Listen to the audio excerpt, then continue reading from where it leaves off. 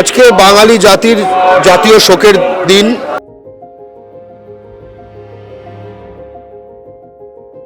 আমরা সরাসরি লাইভে রয়েছি বাংলার পালস টিভি ডিজিটাল প্ল্যাটফর্ম থেকে। 23শে শ্রাবণ, এক বাংলার রাজনীতিতে এক নক্ষত্র পতন। তার কারণ আপনারা জানেন যে ইতিমধ্যে আমরা যে জায়গা থেকে লাইভে রয়েছি একেবারে আলিমুদ্দিন স্ট্রিটের সামনে থেকে এইখানে যে ছবি নজরে পড়ছে তা হচ্ছে সকাল থেকে কাতারে কাতারে মানুষ, শুধুমাত্র কলকাতা নয় জেলার বিভিন্ন প্রান্ত থেকে বাম সমর্থিতরা তারা এসছেন। আমি আমার সঙ্গে লাইভে যিনি রয়েছেন আমি একটুখানি দেখাতে অনুরোধ করব, তার কারণ আপনারা দেখতে পাচ্ছেন যে আজকে শুধুমাত্র বুদ্ধবাবুর জন্য যেন আজকের এই শহর স্তব্ধ হয়ে গেছে। আজকের এই শহর স্তব্ধ হয়ে গেছে এই কারণে, এই ভেবে, তার কারণ আজ রাজ্যের প্রাক্তন মুখ্যমন্ত্রী বুদ্ধদেব ভট্টাচার্যকে শেষ শ্রদ্ধা জানানোর এক শেষ প্রয়াস। বিগত 11 বছর আমরা জানি যে 2000-এ উপমুখ্যমন্ত্রী, তারপরে 2001 সালে তার মুখ্যমন্ত্রী হওয়া, 2006-এ আবার দ্বিতীয়বারের জন্য মুখ্যমন্ত্রী হওয়া, সব কিছু মিলিয়ে দুবারের মুখ্যমন্ত্রী 11 বছর আমরা পেয়েছিলাম বুদ্ধদেব বাবুকে। এবং তারপর 2011-এ রাজ্যের পট পরিবর্তনের পর কেটে গেছে অনেকটা বছর, প্রায় 13 বছর কেটে গেছে। 2008 পর্যন্ত বুদ্ধবাবুকে দেখা গিয়েছিল বামফ্রন্টের জনসমাবেশে বা ব্রিগেডের কোনো সমাবেশে, কিন্তু 2018-এর পর থেকে তাকে কিন্তু আর বিগত দিনে দেখা যায়নি। অর্থাৎ বিগত 4-5 বছর তিনি একেবারে ঘরবন্দি, বিছানাবন্দি হয়ে পড়েছিলেন। আর আজকের কিন্তু 23শে শ্রাবণ তার চলে যাওয়া, তার প্রয়াণ, এবং স্বাভাবিকভাবে বুদ্ধবাবুর চলে যাওয়াতে অনেক প্রশ্ন উঠতে শুরু করলো। যে স্বপ্নের কাণ্ডারি তিনি ছিলেন, যে স্বপ্ন তিনি দেখিয়েছিলেন, সেই স্বপ্ন আদৌ কি বাস্তবে পরিণত হবে? এদিন সকাল থেকে আলিমুদ্দিন স্ট্রিটে জেলার বিভিন্ন প্রান্ত, শহরের বিভিন্ন প্রান্ত থেকে, শুধুমাত্র রাজনীতিবিদ বলবো না, বাম সমর্থিত রাজনীতিবিদ ছাড়াও বিরোধী দল, কংগ্রেস, সবকিছু মিলিয়ে একাকার হয়ে গেছে। অভিনেতা, অভিনেত্রীরা, নাট্য জগতের ব্যক্তিত্ব, তারা আলিমুদ্দিন স্ট্রিটে বুদ্ধবাবুকে তারা তাদের শেষ শ্রদ্ধা নিবেদনে এসছে।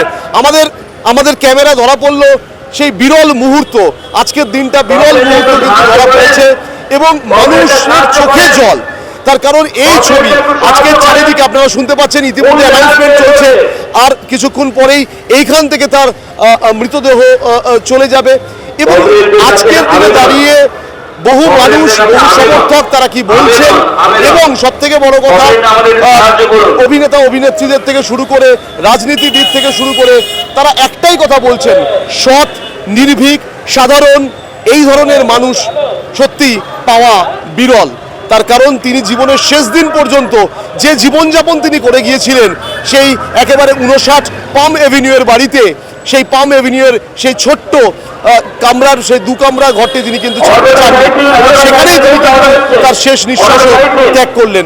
আসুন আজকের এই আলিমুদ্দিন স্ট্রিট থেকে বাম সমর্থিত রাজনীতিবিদরা ফেলে আসা কিছু স্মৃতিচারণা করলেন আমাদের ক্যামেরায়। তারা কি বললেন আমরা একবার শুনবো, এবং এর পাশাপাশি সাধারণ মানুষ তারা কি বলছেন আমরা আজকের একবার শুনে নেওয়ার চেষ্টা করব। আমি যাই, সায়রা শাহ হালিম গিয়েছিলেন, কিন্তু আমার সাথে যোগাযোগ ছিল, ভোটের আগেও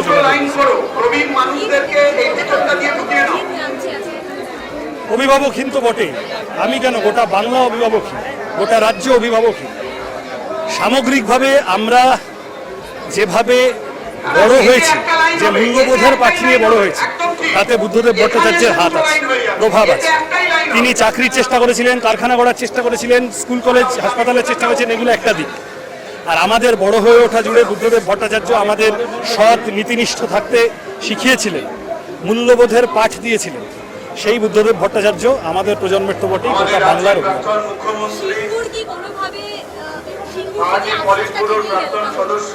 আজ এই কাটাছেড়া করার বিষয় নয়, চুলচেরা বিশ্লেষণের বিষয় নয়, আজ শ্রদ্ধা জানাতে আসা। এবং আমি যা দেখছি, যারা তীরের ফলায় বিদ্ধ করেছিলেন তারা আজ সবাই যেভাবে আসছেন, শ্রদ্ধা জানাতে আসছেন, বুদ্ধদেব ভট্টাচার্য ট্র্যাজিক হিরো নন, আক্ষরিক অর্থে জনগণের হিরো হয়ে বিদায় নিলেন বোঝা যাচ্ছে।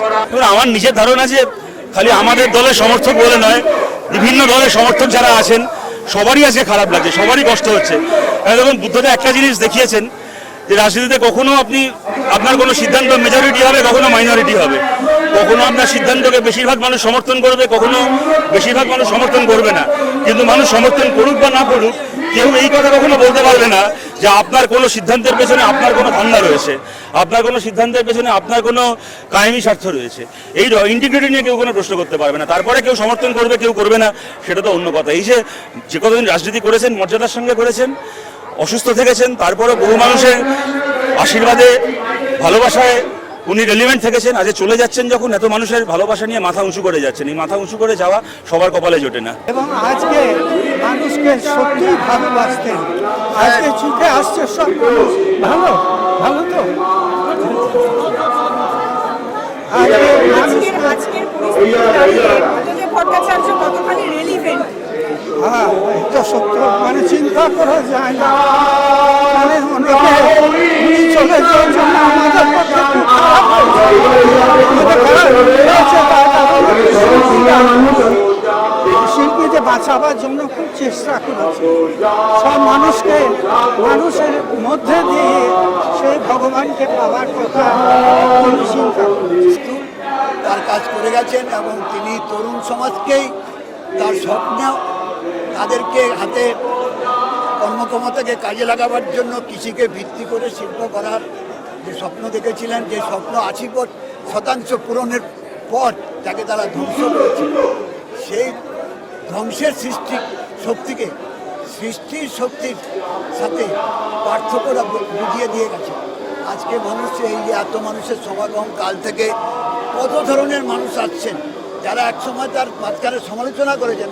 এরকম শিল্পী থেকে, সাহিত্যিক থেকে, বুদ্ধিজীবী থেকে, বিধায়ক থেকে, রাজনৈতিক নেতা নেত্রী সবাই কিন্তু শুধু কথার কথা নাকি জাগরণ হয়েছে, তাদের মধ্যে এখন একটা ভাবনা শুরু হয়েছে যে আমরা কি করলাম, কি করেছি।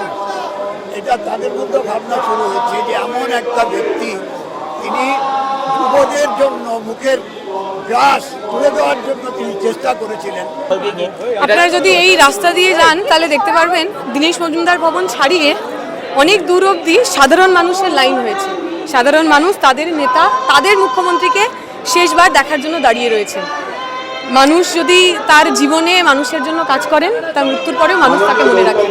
আমরা বুদ্ধদেব ভট্টাচার্যের জন্য আজকে সাধারণ মানুষের যে আবেগ দেখছি, তাতে প্রমাণিত হয় উনি মানুষের মুখ্যমন্ত্রী ছিলেন, গরিব মানুষ, খেটে খাওয়া মানুষের মুখ্যমন্ত্রী ছিলেন। একটা শেষ প্রশ্ন করবো, সেটা হচ্ছে আমরা বুদ্ধদেব ভট্টাচার্যের একাধিক বক্তব্য শুনেছি এবং তিনি যখন মুখ্যমন্ত্রী ছিলেন সেই সময় তিনি একাধিক বক্তব্য রেখেছেন এবং তার পরিপ্রেক্ষিতে এখন সেগুলো বাস্তবিত হচ্ছে।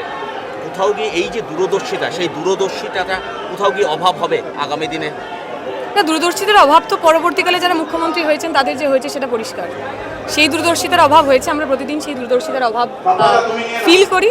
যখন আমার সহপাঠী, আমার বন্ধুরা কাজের জন্য পশ্চিমবঙ্গ ছেড়ে ব্যাঙ্গালোরে গিয়ে, মুম্বাইতে গিয়ে বাঁচার জন্য লড়াই করেন, আমরা বুঝি আমাদের দূরদর্শী মানুষের দরকার ছিল, বুদ্ধদেব ভট্টাচার্যের মতো মানুষদের দরকার ছিল। স্বর্গের নিচে বিশৃঙ্খলা উনি লিখেছিলেন, তো এই বিশৃঙ্খলা কি স্বর্গের নিচে এবং মর্তে একটা বিরাট নক্ষত্র পতন, কিভাবে দেখছেন আজকের দিনটা? অনেক স্মৃতিচারণ, অনেক স্মৃতি, এইভাবে সংক্ষেপে বলা যায় না। ওনার যা আমার ব্যক্তিগতভাবে যে সম্পর্ক, এটা বহুদিনের, বহুকালের সম্পর্ক। বোধহয় আমার মনে পড়ে ইউথ ফ্রন্টের দায়িত্বে বুদ্ধবাবু, আর আমাদের দায়িত্বে আমি, মানে আমাদের পার্টির ইউথ ফ্রন্টে, তখন থেকে একসঙ্গে চলাফেরা। ভালো আছিস। ও তো সরল মানুষ ছিলেন এবং এই সারল্যের জন্য উনি অনেককে বিশ্বাস করে ফেলতেন, তারা ওকে ঠকিয়েছেন অনেক বেশি। ভালো মানুষই বেশি করতে গেলে পরে মুশকিল হয়। বুদ্ধবাবু ভালো মানুষ ছিলেন, এটাই একটা বিশেষ ব্যাপার। উনি সৎ ছিলেন, এটি কোনো কথা নয়, কেন এটি ইটস এ ন্যাচারাল অ্যাট্রিবিউট। আমরা অসৎ হতে গেলে পরে মানুষকে কষ্ট করতে হয়। প্রাক্তন মুখ্যমন্ত্রী, ভদ্রলোক, রুচিশীল মানুষ, মননশীল মানুষ, এবং আমরা যারা শিল্প জগৎ থেকে এসেছি কোনো রাজনৈতিক রং নেই, কিচ্ছু নেই। আজ একজন এমন মানুষকে সম্মান জানাতে এসেছি যাকে সম্মান জানিয়ে ঋণী হয়ে রইলাম। এবং ধন্যবাদ শতরূপকে যে এত ভিড়ের মধ্যেও আমাকে নিয়ে এসে মাল্যদান করবার সুযোগটুকু করে দিল। এটাই সৌজন্যতা, এটাই শিষ্টাচার। এবং আজকে মানে গতকাল থেকে ভীষণ ভারাক্রান্ত, কারণ মাননীয় বুদ্ধদেব ভট্টাচার্য অন্য দল কিনা জানি না, শুধু এটুকু জানি আমরা যারা সব খেয়াল কুশল করবে বা বিরোধী পক্ষ খেয়াল কুশল যা করতে হবে আন্ডারস্ট্যান্ডিং আসতে হবে। আমাদের যে ডিফারেন্স তাতে আমরা 2 বছর ভালো যদি কিন্তু সিদ্ধার্থ যদি হলো 2 বছর, তাহলে এই যে একটা আমাদের কমিউনিকেশন গ্যাপ হয়ে গেছে সেটা খুব সাকসেসফুলি পালন করেছে। এবং সংসদীয় গণতন্ত্রের যেটা অপরিহার্য, সরকার পক্ষ বিরোধী পক্ষ যদি একটা নিয়ম মাফিক যদি আন্ডারস্ট্যান্ডিং না আসে তাহলে কিন্তু সংসদীয় গণতন্ত্র চলতে পারে। শুধু বহুদিনের সম্পর্ক, আপনাদের কিছু পার্সোনাল মুহূর্ত মনে করছে? অনেক হচ্ছে সরকারকে বিব্রত করার জন্য আমরা অনেক করেছি, কিন্তু সুযোগ মেনে নিলেন। হ্যাঁ, সেসব নামগুলো বললে আপনি অনেকে মতপার্থক্য হয়েছে। হ্যাঁ, মতপার্থক্য তো হয়েছে, একদম হালিম সাহেবের সাথে আমার মতপার্থক্য হয়েছে। দেখুন, আমাদের দল নির্ভর পার্টি, ব্যক্তি নির্ভর নয়। বুদ্ধদা আমাদের কমরেড বুদ্ধদেব ভট্টাচার্য আমাদের অভিভাবক ছিলেন। তার চলে যাওয়া যেমন শোকের, একই সঙ্গে শপথের। শপথ হল যে নির্মোহ জীবনযাপন, যে সৎ স্বচ্ছ জীবনযাপন, প্রশাসনের কাজ স্বচ্ছতার সঙ্গে সততার সঙ্গে করে গেছেন এবং জীবনযাপনে কোনো আড়ম্বর তার ছিল না। এটা সারা দেশের রাজনৈতিক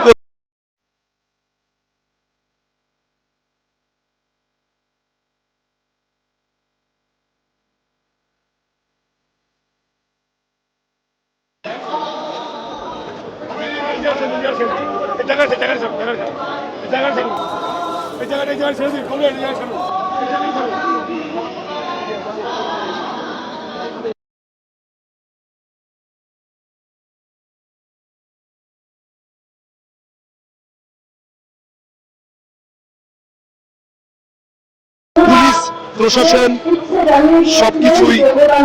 সবকিছুই আজকে একেবারে নিরাপত্তার আত্মসাতে বলায়, এবং তার শেষ ইচ্ছে যেটা ছিল যে তার মৃতদেহ দান করা হবে, এবং সেই তার শেষ ইচ্ছে অনুযায়ী তার মৃতদেহ কিন্তু দান করা হবে। এবং ইতিমধ্যেই তার মৃতদেহ কিছুক্ষণ পরেই কিন্তু আলিপুর থেকে বেরিয়ে নিয়ে যাচ্ছে। এবং আমরা দেখলাম এইবারে রাজ্যের প্রাক্তন মুখ্যমন্ত্রী বুদ্ধদেব ভট্টাচার্যের মৃত্যুতে রাজনীতি কোথাও রং কিন্তু সব এক হয়ে গেছে। বর্তমান শাসক দলের যারা প্রতিনিধিরা রয়েছেন, বিরোধী দল, সবকিছু মিলিয়ে সবারই চোখে জল, এবং সবাই একটাই কথা বলছেন, বড্ড ভারী ভালো মানুষ ছিলেন কমরেড বুদ্ধদেব ভট্টাচার্য। তার মৃত্যুতে আজকে আমি এই জায়গার যে ছবি, আমার সঙ্গে যিনি ক্যামেরায় রয়েছেন তিনি দেখাচ্ছেন যে এই জায়গার যে ছবি তা কিন্তু একেবারে স্তব্ধ হয়ে গেছে। শহর কলকাতা একেবারে স্তব্ধ হয়ে গেছে রাজ্যের প্রাক্তন মুখ্যমন্ত্রীকে শেষ শ্রদ্ধা নিবেদনের জন্য। শুধুমাত্র শহর কলকাতা থেকে নয়, জেলার বিভিন্ন প্রান্ত থেকে কিন্তু আজ মানুষরা এসেছেন। যেদিনকে খবরটা হলো, অর্থাৎ আজকে যখন আপনারা প্রতিবেদন দেখছেন, গতকাল 8:20 বুদ্ধবাবু অসুস্থ ছিলেন ঠিক কথা, তাও তিনি তো ছিলেন, বট গাছের মতো তিনি ছিলেন। তিনি কিন্তু বামফ্রন্টের কোথাও ভরাডুবির মধ্যেও কিন্তু তার মতামত, তার বক্তব্য বামফ্রন্টকে আবার কিন্তু ফিরিয়ে আনতেন। এবং আজ কিন্তু তিনি সশরীরে নেই, কিন্তু তার দেখানো পথে বামফ্রন্ট চলতে পারবে কিনা আগামী দিনে, সেটাই এখন আজকের দিন থেকে ঘুরে দাঁড়ানো একটা বড় সম্পর্ক।